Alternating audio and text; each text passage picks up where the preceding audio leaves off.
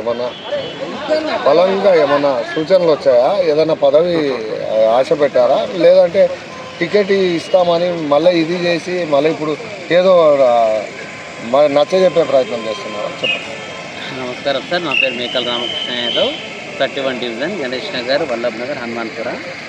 Congress party యొక్క party నుండి మేము నామినేషన్ వేయడం జరిగింది. అయితే గత కొన్ని సంవత్సరాల నుంచి పార్టీకి పనిచేయడం జరుగుతుంది. డివిజన్ ఇన్ఛార్జి కూడా నేనే ఉన్నాను. పార్టీకి నేనే లాయల్గా పనిచేస్తున్నాను. ఎమ్మెల్యే ఎలక్షన్ కానీ ఎంపీ ఎలక్షన్ కానీ చాలా సీరియస్గా కంటెస్ట్ చేయడం జరిగింది. మెజారిటీ కూడా తీసుకురావడం జరిగింది. అయితే కొన్ని అనివార్య కారణాల వల్ల గత కొన్ని రోజుల క్రితం వేరే పార్టీ నుంచి వచ్చినటువంటి ఒక వ్యక్తికి పార్టీ యొక్క బీఫామ్ టికెట్ ఆయనకు లభించింది.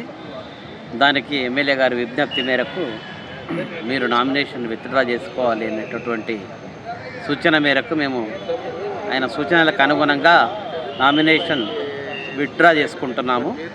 భవిష్యత్తులో మీకు ఏదైనా సముచిత స్థానం కల్పిస్తామని అన్నారు. ఇంతకుముందు కూడా అట్లనే చెప్పారు, ఖచ్చితంగా కౌన్సిలర్ టికెట్ ఇస్తామని. ఈరోజు కొన్ని అనివార్య కారణాల వల్ల ఇవ్వలేకపోతున్నామని చెప్పారు. ఎమ్మెల్యే గారి సూచన మేరకు, అమరేందర్ రాజు గారి సూచన మేరకు మేము ఈ యొక్క నామినేషన్ని విత్డ్రా చేసుకుంటాం. అంటే మీరేమన్నా ఆశిస్తున్నారు? ఆశించడం అంటే ఇంకేదైనా పదవి పార్టీ పరంగా కానీ ఇంకేదన్నా ఇది కాకపోతే పార్టీ మమ్మల్ని గుర్తించి ఏదైనా మంచి పదవి ఇస్తే ఆశిస్తున్నాం. నామినేటెడ్ పదవి మంచి పదవి ఇస్తామని కూడా చెప్పారు ఎమ్మెల్యే గారు. వాళ్ళు ఇంత వేరే వాళ్ళకి టికెట్ ఇచ్చాను. ఆయన ఏ పార్టీకి వెళ్ళి వచ్చిండు, ఎప్పుడు వచ్చిండు? గత 2 నెలల క్రితం బీఆర్ఎస్ పార్టీ నుంచి వచ్చిండు సార్. బీఆర్ఎస్ పార్టీ నుంచి కాంగ్రెస్ పార్టీలకు రావడం జరిగింది 2 నెలల క్రితం. ఆయనకు టికెట్ రావడం జరిగింది. గతంలో నుంచి కూడా అనంత్ గౌడ్ మున్సిపల్ చైర్మన్ కావడానికి ఇతర పార్టీల నుంచి తీసుకున్నారు. ఆ సమస్య అంతా అక్కడి నుంచే స్టార్ట్ అయింది. ఇప్పుడు మళ్ళీ ఇది కొత్త కోణము. 2 నెలల 3 నెలల క్రితం వచ్చిన వాళ్ళకి టికెట్లు ఇచ్చి కాంగ్రెస్ పార్టీ నాయకులుగా కార్యకర్తలుగా పనిచేసిన వాళ్ళని విస్మరిస్తుంది. దీన్ని ఏ విధంగా? మాకే కాదు సార్, చాలా డివిజన్లలో కూడా చాలామంది సీనియర్ కార్యకర్తలు మాలాగానే నష్టపోయినారు.